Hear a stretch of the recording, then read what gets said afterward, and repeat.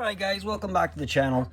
So we're still waiting on the other fish project to cure, and we're on to the next one, which we're making a salmon. So I didn't show the process because you know what, it is no big deal. It's just 2 pieces of cedar wood, you can see, glued together just like the other fish. No worry about it coming apart, it's on there. I just took the grinder. I have a grinder from, I think it's from Kutzall in fact, and you can see the nice big girth on it. It's going to be a salmon. So I'll post up pictures of what it is, what it's going to look like. We still going to take off some of the head because you can see the salmon has like that curved head and it's got more of a rump. I'll see what I can do. I can show you guys this with the vacuum on a bit. I will do a little bit of it on video here, but the rest is all going to be just me doing it on my own. So let me bring it down, show you what I'm doing. Biggest Kutzall aggressive burr, you can see that they sell them. If you need to find burrs like this, check out my link. I'll post it in the description below for you, try to get you a bit better. But I'm just going to turn this on.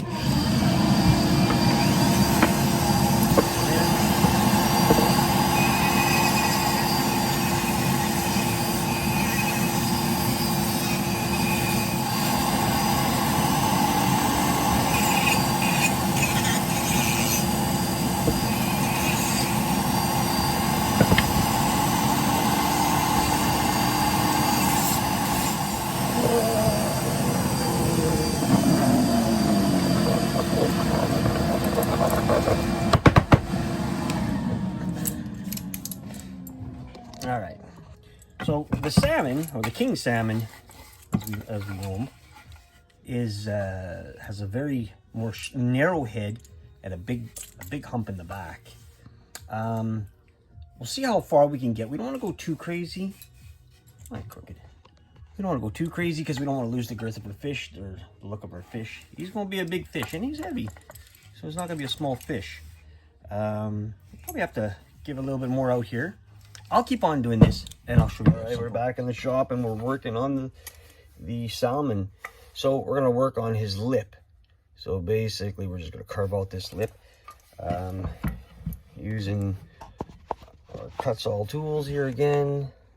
For today, we could use the tie tools too, but whatever. We're just going to go with what we have on hand. Right now, I just have this long burr on there, but we're going to switch this out to something a little bit smaller.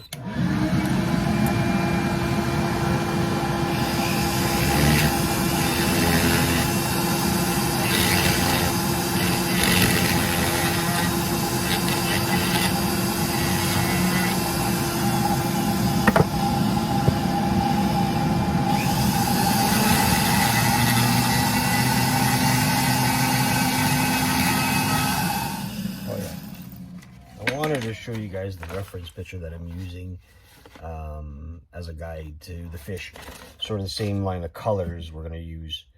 So that's what I wanted to show you. All right, let's get back at it.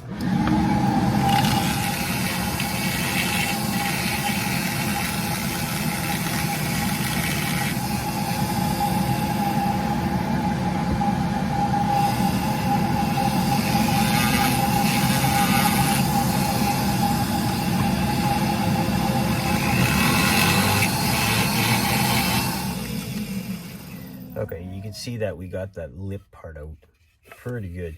We'll do some sanding on it. We're gonna maybe just work a little bit more.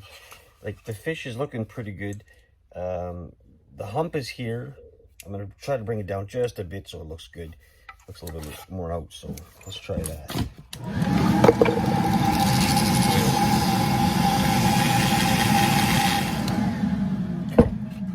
So we got the fish looking pretty good. A little bit of sanding to do.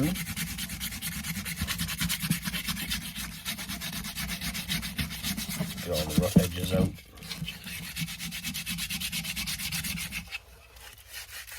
Now what I did was, I always make my fish have a little bit of a lip under here, just to pronounce that mouthpiece. It kind of makes it look a little bit better. So I'm going to sand up a bit here. I'm just gonna finish sanding up, and then I'll get back and I'll show you more. All right, guys.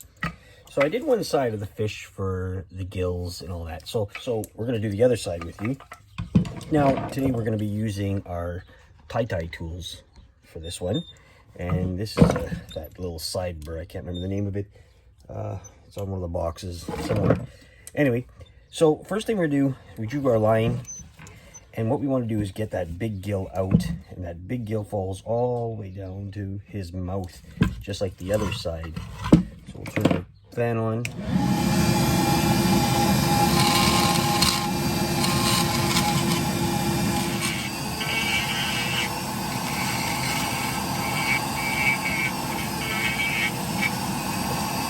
All right, so there we go. So now we'll just take some sandpaper. We'll work at it until we can flatten all that stuff down. And yeah, let me get to that. All right, everybody. We started with the scales. So I started going around because it takes forever. So I made my own scaling. I just, there you are. I just did a round tip. I'll bring it down for a second here, show you a couple of them. So what I do is I get it I put it to the highest setting because I just find that these machines, when they're getting older, they don't work as well. And then it's an easy touch and burn. So we can make these scales as big as we want or as small as we want just by getting, you know, if I wanted to put a little one here, I can do that. And it makes a little small one. But you know what? We try to keep them in sync, I guess, of what we want. We're going for big scales, smaller scales to bigger scales, down to the smaller scale. So, I mean, not much to watch here except for me tapping them one after the other. It's working good today.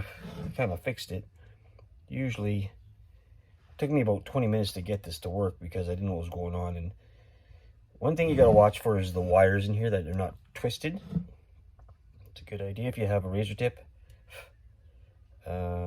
Well vented area, my door's open, you want to keep that going. So, you know, a couple of 100 scales to do, and yeah, it'll be done. So I'll just continue doing this because there's nothing really to watch. When we do this, I mean, you'll see more of the final product. I'm sure that's what you want to look at anyway, and we'll go from there. All right.